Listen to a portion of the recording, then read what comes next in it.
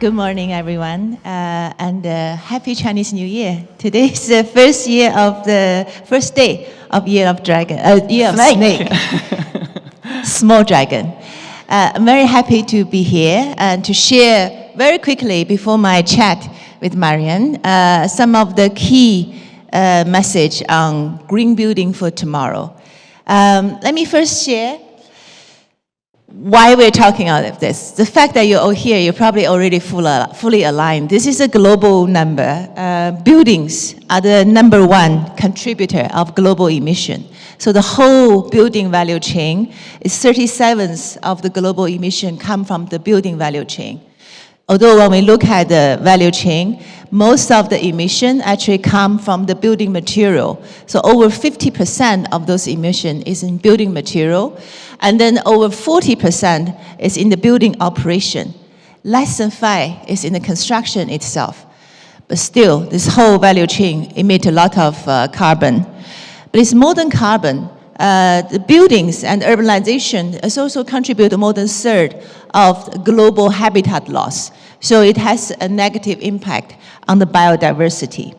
That's why we're looking at the building. If you look at, we have this chart to say for global to reach net zero by 2050, we need to reduce the building emission really drastically at 13% every year. So a very drastic curve is needed. However, we have an opposite curve. By 2050, the global building floor space will nearly double. So on one hand, we need to really sharply decrease the emission, but on the other hand, the buildings itself are doubling. All of our current buildings, global, 80% of the current building will still be there in 2050. So that means we have a huge task in rejuvenate old buildings. And then there's so much new building coming up, especially in global south, especially in the region we are here, in KSA. So how do we do the green building in the new field and also with the older building? It's a very challenging task if we look at the two opposite curve. A lot of people, when we talk about green, people talk about low carbon, but we think we need to, when we think about leaving a legacy for the future generation, we should think more comprehensively, more holistically. The green building is not just low carbon. It also, of course, is low carbon, but it also need to be nature positive. You need to think its impact on the environment, on the ecosystem. It also need to be resilient, right? We are seeing so much record high heat, drought, flood, all those extreme weathers, and also extreme political or social situations. So how would the building be resilient to the disaster and to the environment? This is a very critical topic to consider. The last, I think it's also very important, is buildings need to be inclusive. What do we mean by inclusive? Is when we're thinking about green building, the green building cannot be just for the few. The green building need to be for the majority of the population, majority of the citizens. It needs to be affordable. So that's a key problem when we're thinking about the premium of technology. How do we drastically lower the cost of the technology? So the green building for tomorrow is not only green, but also affordable to the majority of our citizens. It also needs to take good care of well-being of the citizens. If people commute 1 hour or 2 hours to the work, it have a negative impact on the quality of life. So when we think about green well-being, it's 15 minutes community. So when from your home to your work, to shopping, to living, to entertainment, to social, you can ideally walk within the community to satisfy majority of your needs. So that's what we say, the mixed-use development, the community livelihood services, and also shared services. Shared services are so important because it's not only make efficient use of the resource, it also make it quite accessible to the majority of the public. So this is what we define as green building for tomorrow when we think about the four characteristics to have a holistic goal for a sustainable green building.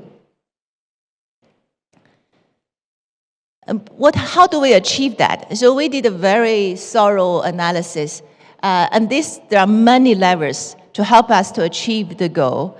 Out of the many levers we prioritize, of the top 11, the top 11 will help us achieve 80% of goal. So this is much more manageable, right? It's not used, I give you 60 different levers, but the top 11, green energy supply, recycling of the material and the minerals, decarbonizing traditional building materials as steel, cement, heating, cooling system upgrade, integrated energy management, smart buildings, building insulation upgrade, switch to sustainable materials, building materials, shared services and facilities, self-sufficient facilities, water recycle system, and last but not least, design. Design as part of the value chain has very low emission in itself, but it has a very profound impact in the emission or the green footprint across the value chain. So how to design for low carbon, nature positive, resilient, and well-being. So those are the 11 levers we need to push.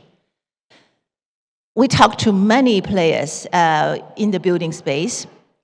Building is such a complex value chain. So we have designer, we have investors, we have constructors, we have building material manufacturers, we have operators, we have recycling people, so we have financiers, we have government, we have consumers. So it's such a complex value chain. So when we think about the 11 levers, the technology are there, and there are more and more new technology coming up, but there's a lot of barriers for people to adopt. Cost, of course, is one of the major barriers. There is a premium, cost premium, in pushing the technologies, in taking the measure. Who's going to pay for it? The complexity of the value chain also means people who's investing, for example, in the building material, in the building installations, normally they are constructors or developer. A lot of the saving on energy comes later. Well, in some of the cases we done, you can basically recoup all your investment in 5 years, 5 to 8 years. But the people who's benefiting from the energy saving are the consumers.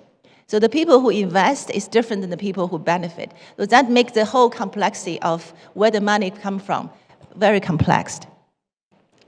So to enable us to get to this, we think a cross-value chain collaboration is really critical.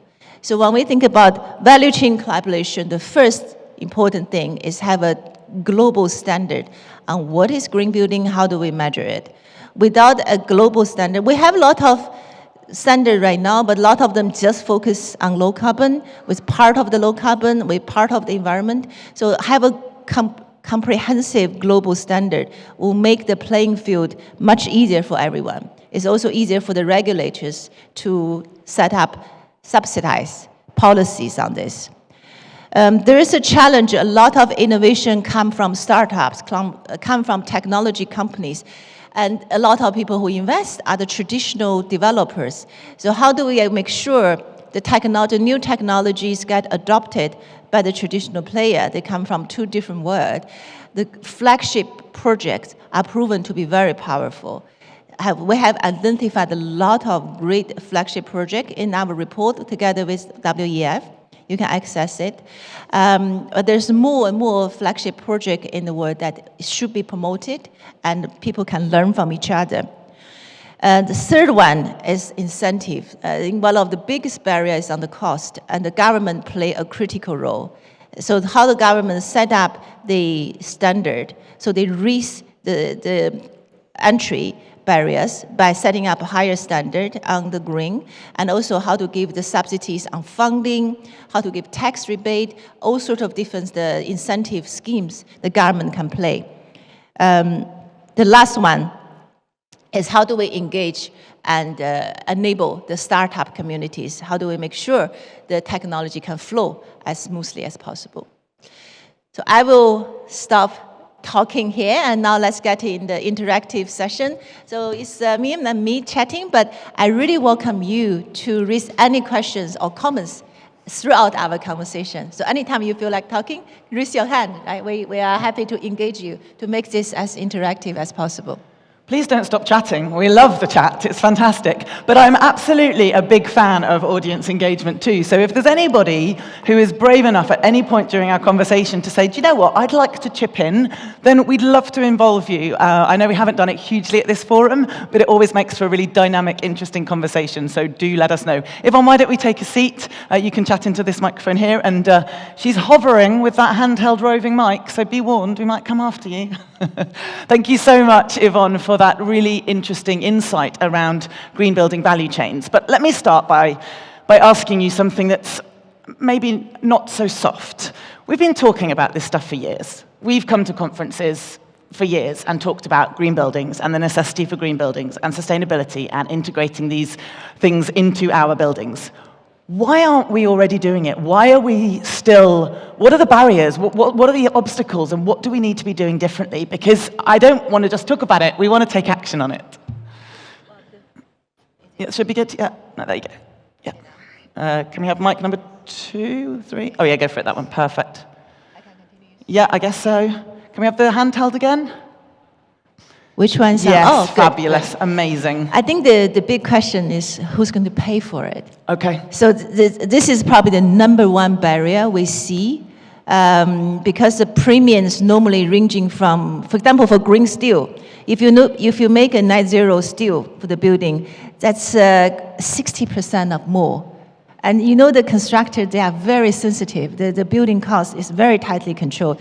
Who's going to pay for 60% premium? That's why I said the government play a very important role in this, in terms of, especially why the cost is so high, right? There's a few reasons. One is when the technology is new, it lacking the economy of scale, so the cost normally is very high. Or the technology takes time to mature. There's a lot of R&D goes into this, so there is a period that the cost is high.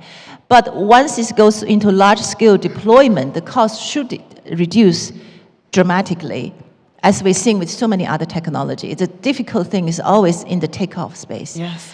And this is where the government can play, government financiers can play such a critical role. One is by setting the standard, 2 is providing subsidy, and then giving funding. So this is a very critical thing. On the cost, so as I alluded earlier, is also this important consideration of complexity of value chain. So we talked to the architect, the designers. So they said, we love to design a green building, a net zero building. However, the developer don't understand. They are not willing to consider this. Or they say, however, the government do not recognize it because they don't have the standard to talk to it. The architect would also say, we love the concept, but we need education as well, because for so many years we've been educated for a great building, but not a green building. So we need to be educated on what do we consider a green building. So this, the cost is #1. Second, also education. Yeah. So this is something that I think is truly important. People do not consider climate or green just as fashionable. And so when people do greenwashing, they say, you know, we this hear is a lot about that. yeah, so it's a fashionable thing to say. I think fashion come and go, but green is not a fashion, because this is the only sustainable way for us and the future generation.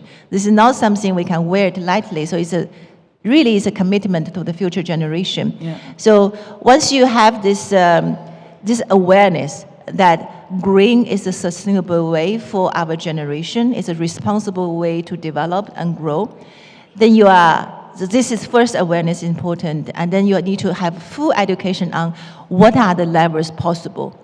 I think one common, BCG have done so many decarbonization projects with all sorts of industry.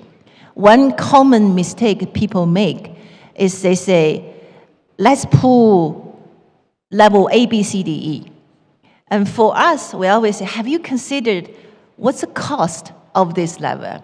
Because there are so many, but first of all, people sometimes are not aware of the full arena of the tools that are actually available to them. So instead of considering from a pool of 70, you're just drawing from like 7 levels. And some of those levels can be very costly. Yeah. So we always suggest our clients thinking about the whole levels and then thinking about the cost and the ROI. What's the investment needed, and what is the impact? And then you should always do it in wave. Nobody can achieve net zero on one go.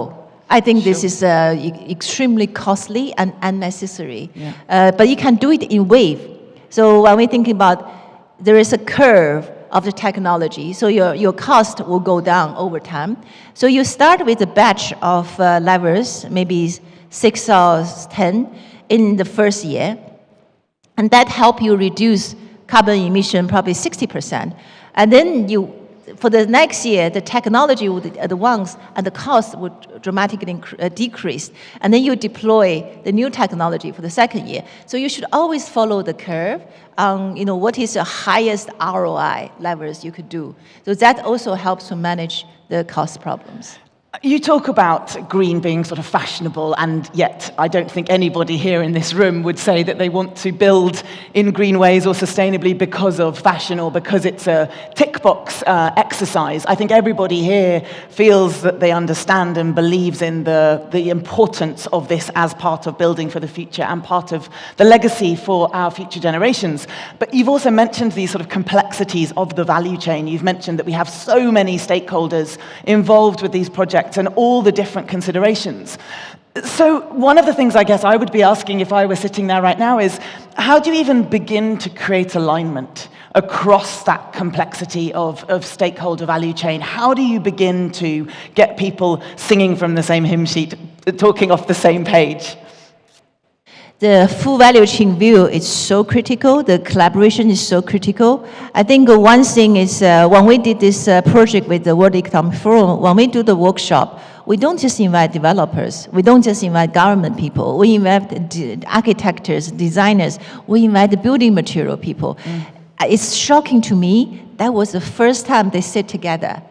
It is really shocking. You think that people on the value chain will have the frequent interaction, but actually no. Because a developer will complain to say, I would really love to have green steel, but I cannot buy it. And the green steel people will say, we have this technology, but no one has asked. Or who's going to carry the cost? So I think having this global collaboration platform, having within the country, have these workshops across the value chain with the full value chain. So as I said, most of the emission come in the building material side. So you've got to have the building material manufacturer sit together with the investors, with the developers, with the government the people, so that they actually come up with some very constructive solutions. Yeah. Would you all say that those are the two biggest obstacles that you face in trying to build in a greener, more sustainable way? Can I have hands up for people who think it's mostly cost your biggest obstacle? That argument about cost?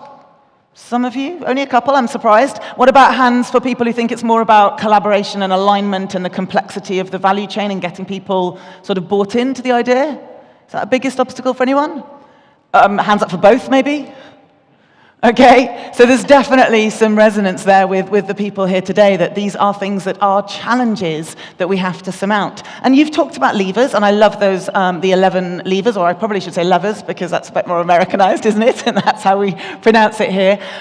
But the 11 is a lot. And your colleague, Peter Jameson, sat here on stage on Monday evening and said, one of the best things we can do is not have to do everything all at once. And I think it can often feel a bit daunting to look at the variety of actions and steps that we might be able to take and not really know where to start. So do you have some advice and some thoughts about prioritization? I know you've talked about where the biggest ROI is, but how should we begin? So first, the 11 levers, the owners are different. So we have another very complex slide. I don't want to burden you today. But if you map the 11 levers with the value chain players, actually each of the lever will have 1 or 2 different value chain players because they have a different ownership. So if you are for example, if you are a developer, you probably only have 3 or 4 key levers that get you 80% result. So this is something that I would encourage to start for everybody, regardless of your position in the value chain, thinking about all the lever pool available to you. So we have BCG in our pool, because we have done 2,000 decarbonization project with our client, we have 700 levers. So Wow. when we helping with any client, we go through of all the levers and we say, for this particular client in this industry, in this part of the value chain, what are the top 5 levers that will give you the most result and that is also cost efficient now? We're thinking about cost today. Has the cost get to the optimal level, or would the cost decrease significantly in the future? And then you actually put them into wave. So normally it will come into 3 or 4 different waves to get you to the result. Is there a risk in that because sometimes we operate in silos and we understand our part and our bit and our pillar, that we believe that our levers are more important than someone else's? And how do you find, have you seen any interesting or innovative ways to create alignment across the different owners of the different pillars to ensure that everyone is sort of bought into what those priorities are? I will twist your question. I think some of the levers have more than one owners. So that's a tricky thing. Like just me investing it is not important. I need my partners to do that. So that's a complexity is created. And this lever maybe is understood by me, but it's not understood by my contractor. So this is the big complexities that comes in. So I think there are different roles need to be played here. One is education. So let's go beyond why green climate is important. Let's say exactly how we can get there. What are the different levels affordable? So this kind of education, this is something we call upscaling. Yeah. Everybody needs upscaling on the levels. So this level of education and continued upskilling is critical. Yeah. Second one is the regulation plays such a critical role. The regulation, when we say what's the role of the government, we don't think the government role is just to pay, to give money. Government is not so efficient in giving money, but government role is really in reducing barriers. And one of the barriers when we talk about cost is high cost. How do you reduce the barrier of high cost? What if, I said I want to invest in green steel, but the developer, I cannot afford the 70% premium on the green steel. And then the government can say, I have regulation dictate that you have to reduce the footprint of your steel to a certain level. And then this is a must. It's a compliance issue. It's no longer a cost issue. So that kind of government regulation really play a very critical role beyond the funding or subsidy they can get. It also sounds as if you're really talking about building allyships across the value chain. You're talking about who do I need to influence, who do I need to educate, who do I need to keep informed. Exactly. Would there be a story or an example you might be able to share with us, Yvonne, of a successful project that's maybe managed to create those alignments or got the government bought in or got the contractor on side in a really effective way? I don't think we have the example right now. I think everybody is starting to experiment. However, we did see a lot of great examples. Net zero buildings, there's plenty of those examples. We've seen net zero community in Chengdu. So the R&D centers in Chengdu, that whole community was designed and built and operate in the net zero way. So we're seeing quite a lot of those projects. I think the challenge right now is we can see the technology, we can see the examples, but it still needs a large-scale deployment. For that, the regulation need to be in place. The government is really working hard to catch up, right? Because we talk to regulators as well. The regulators say, wow, there were so many different technologies. How do I set regulation? How the regulation catch up with the technology?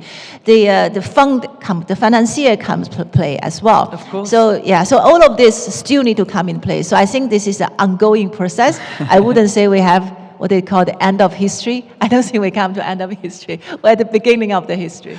I love the fact you talk about sort of experimentation. People are starting to experiment, starting to play a bit with these ideas. And I think that's a wonderful mindset shift, because sometimes I think the fear of complexity or the barriers that we've addressed already today can be an obstacle to even trying. And this mindset around potentially experimentation is a fascinating shift. Are there any other sort of mindset shifts that you think leaders or the people in this room need to be aware of or perhaps open to? Yeah, so maybe I use another example to illustrate this point. related to your previous question as well. I don't think this green game should be an expensive game. If people think that I have to invest so much money just to be good, I don't think this will ever take off, right? Because every country have limited resource and lots of demand for that resource. So things need to start on a sustainable base. So one example, as I was thinking, is if you go to the rural China, the Chinese farmers, they build a house, and then a lot of them have solar panel on it. Why they do that? Farmers, they're not rich, but those solar panel not only supplied the full house electricity, some of the actual electricity they can sell back to the grid. So they make an income on that. So this is a very easy selling for the farmers, right? So if you tell farmer you have to invest to be good, no farmer will take you because they say I have lots of demands on my money. But if you tell them that you invest in this, all your electricity is free, plus you make 2,000 every year by selling your actual electricity to the grid. And once you have this family proven that, all of the other farmers will follow because everybody can see a good business case. I think this is the way we need to consider how do we do this kind of deployment at larger scale to make a very sustainable case. Yeah, and it's a classic sort of benefits-led approach, isn't it? The idea that if we're paralyzed by the fear of cost or all we can see are the obstacles, people need to understand how this is going to benefit, how those things outweigh the costs and the obstacles. Is anyone brave enough to want to ask a question of Yvonne? We have such an amazing expert here who's got extensive experience across this topic, and it's such a big topic, and I don't want to miss anything that you might have burning there in your minds. Would anyone like to ask Yvonne anything, or shall I keep going with this fabulous conversation? This is your chance, everyone. I think they're just happy to listen in for now, Yvonne. But it's great because you have so many insights to share with us. So this would be my next question, and I think if I was sitting there, I'd be wanting to ask this as well. Sustainability, green, we have to start now. There's no other option, right? But what do we really need to do to build that momentum, to stop dragging our heels, to move ahead with this absolutely essential thing where we integrate sustainable green principles from the outset of a project? I think for every one of us, the concept is critical. So people need to think about the green not as a nice thing to have, but it's a sustainable way to grow, not just for our generation, but also for the future generation. So this long-term view is very critical. Second is I'm against giving people moral lecture to say why you need to be good, because people have short-term interests to take care of. So how do we actually collaborate across value chain, the regulators, the financiers, the developers, the manufacturing technology suppliers, to actually helping people to find a cost-efficient way to build a strong business case for them to adopt those technology. I think this is a very critical mindset to think. Maybe the government and financier can help at the takeoff phase, but eventually the business case need to be there. You cannot moral people into green. People have to go there, with full willingness, and they need to see the benefit. Yes, I think it has to be that whole spectrum, doesn't it? As you say, it's got to be a good, strong business case. It's got to make economic sense. It's got to make sense for their shareholders, investors, their people who are, having to bear the cost or the load or bring the right people on board or the right technologies. As you say, it has to make sense, doesn't it? Yeah, and one maybe last thing I would add to this is do not think that you have to adopt the most expensive levels, because people tend to think, I want the most latest technology. All of those are expensive. Actually, you don't have to. So when we do project with our clients, we don't normally recommend the most latest technology. There's a lot of low-cost technology you could do, and you'll be so surprised how efficient or how effective they are in helping you to achieve the goal. heat pump. Everybody heard about it. This is technology 30, 40 years old. This is definitely not sexy, but extremely effective in reducing your energy usage. So that's why we think it's very important to have the complete pool and not just be dazzled by technology.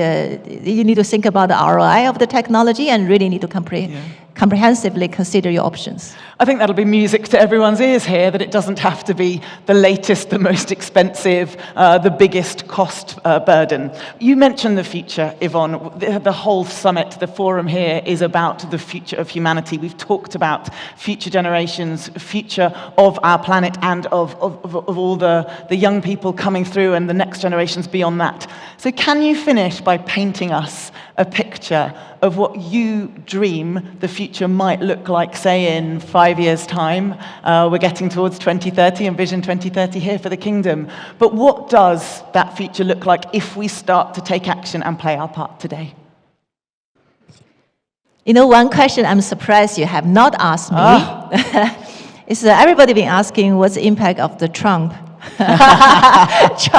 executive orders, right? There's a lot of talk in the environment place. A lot of talk is saying, would the world step back because U.S. withdrawn from the Paris climate agreement? So I'm surprised you didn't ask that question. I think sometimes we shy away from very political content at this forum, and we'll all have our own opinions, but it obviously is an impact. There's lots of political change across the globe, and you're right, it will make a difference. Yeah, but I would love to combine that with your question, actually. I actually think when you do the green transition, you don't do it for Trump, you don't do it for the US, you do it for your own country. This is how you are responsible for your own future generation.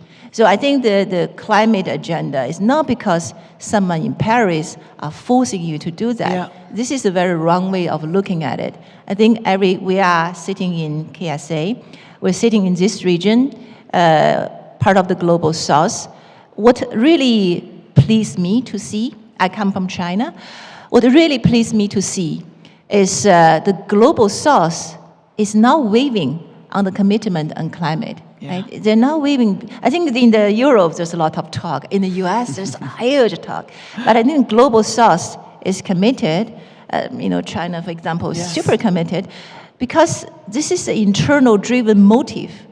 This is not so that we look good in front of Paris or in front of US. This is because how we want to take care of the citizen and the future generation of our citizens. And then when we talk about green, I think a very important thing is on green development. It's not to stop the global south from development. It's to find a better way, to find a sustainable way of development. So this is a very important thing I keep sharing with my clients is you should not stop development because of the climate. People have a right to grow. People have a right for development. So let's find a better way, find an efficient way, find a sustainable way for development. And there's a lot of exciting levers, technologies to leverage. So we can find a better model. And so maybe I stop here. It's a better model for the future, not fashion or slogan or political agenda. I think that's what I really take away from this, which is it's exciting. There are ways of doing it which are creative and innovative and different, and it will make a difference. It's not this chore or this burden or this kind of massive, great big challenge. It can also be exciting, and in doing so, we get to do the right thing for the future of humanity as well. Yvonne, it's been a fascinating conversation. I hope you all agree. I'd love you to show your appreciation, please, to Yvonne Zhou. So much. Awesome. And happy Chinese New Year.